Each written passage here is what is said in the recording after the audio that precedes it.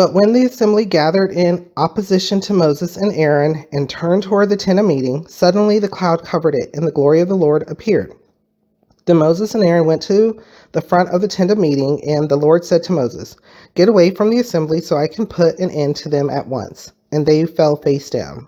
Then Moses said to Aaron, "Take your censers and put incense in it, along with fire from the altar, and hurry to the assembly to make atonement for them.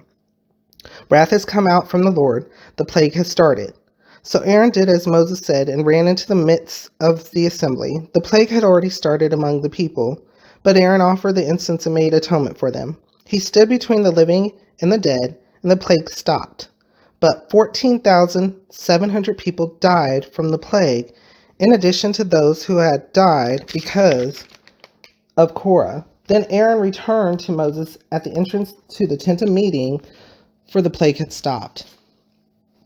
So I believe that these people were part of the people that continued to rebel, continued to grumble and complain. Some of them probably even were ones that were complaining about not having meat. Some of them were probably always constantly complaining and acting like that God wasn't enough for them, that it wasn't enough. Even though that they were now free, even though they've been through what they've been through and seen what they've seen, it was like the living God is not enough for them. So they were continually in rebellion. So it just, I don't know. I don't know how I would think or feel during that time. I know with my walk with the Lord right now, I would completely I would do like Moses said and completely separate myself from that portion of the community. I would, talk to Moses, hey, pray for them. And that's what he did. That's why he sent Aaron out with the incense, because even though people rebellion, there is still that want to have the, for forgiveness. There's still that want for the punishment not to be as severe. But at the same time, you don't know what that person is thinking. You don't know if that person is in complete rebellion, if they're in complete rejection of God, which there's nothing, unfortunately, that we can do except for prayer. We can only go to God, and God will know. God will judge, and He's just. He knows what exactly that person's thinking. Let's continue to read. The budding of Aaron's staff. The Lord said to Moses, "Speak to the Israelites and get 12 staffs from them. One from the leader of each of their ancestral tribes. Write the name of each man on his staff.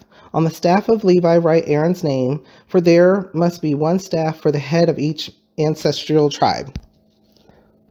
Place them in the tent of meeting in front of the testimony where I meet with you. The staff belonging to the man I choose will sprout, and I will rid myself of this constant grumbling against you by the Israelites." So Moses spoke to the Israelites, and their leaders gave him 12 staffs, one for the leader of each of their ancestral tribes. And Aaron's staff was among them. Moses placed the staffs before the Lord in the tent of the testimony. The next day Moses entered the tent of the testimony and saw that Aaron's staff, which represented the house of Levi, had not only sprouted, but had budded, blossomed, and produced almonds. Then Moses brought out all the staffs from the Lord's presence to all the Israelites. They looked at them, and each man took his own staff. The Lord said to Moses, "Put back Aaron's staff in front of the testimony to be kept as a sign to the rebellious. This will put an end to their grumbling against me, so that they will not die." Moses did just as the Lord commanded him. The Israelites said to Moses, "We will die. We are lost. We are all lost. Anyone who even comes near the tabernacle of the Lord will die. Are we all going to die?" So it looks like at this point there was a lot of issues. There was a lot of issues.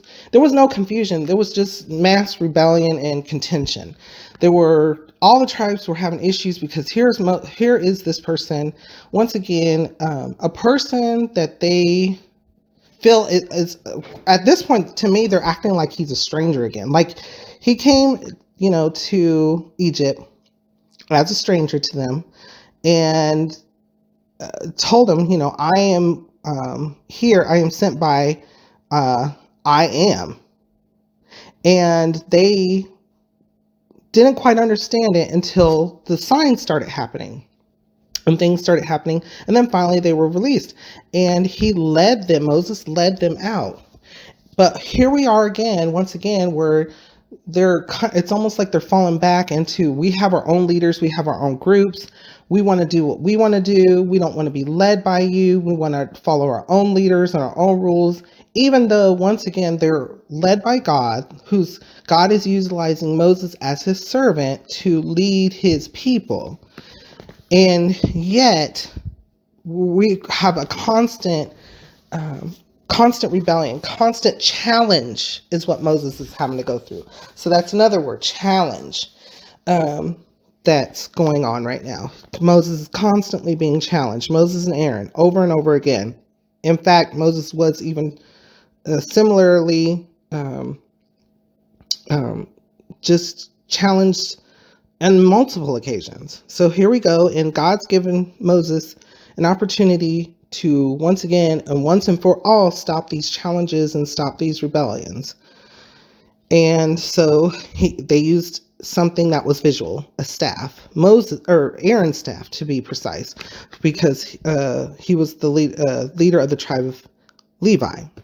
And so not only did the staff bud and blossom, but it also produced almonds as a sign.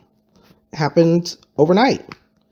And so now we're seeing the Lord is he's solving these problems. He's solving them not only spiritually, but physically.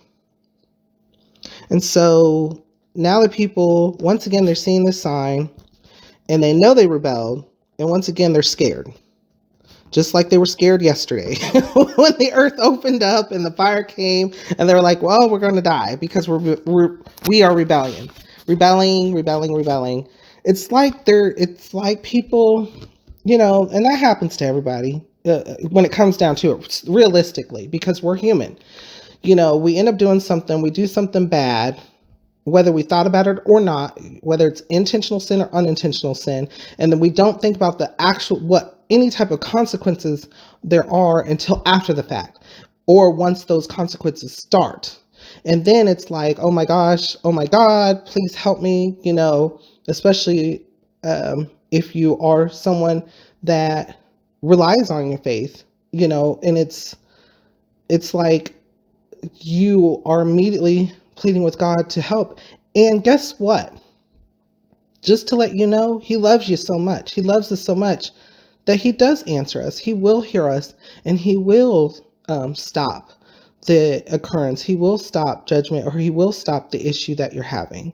And so continue to trust in the Lord. Correct yourself, because there's always time to correct yourself. There's always time to stop and humble yourself before the Lord, to understand what you did or come to terms with what you did, and humble yourself immediately before the Lord and ask for forgiveness, because he is abundant in love and forgiveness. And he already knows what's going to happen, but he's just waiting on you. He's just waiting on me to go, humble myself, get on my knees and say, dear Lord, God Almighty. And that's something that I've come to realize that I've said a lot, Jesus, Lord God Almighty, something is, even in my prayer, to humble myself and to understand that there's a difference between man and God.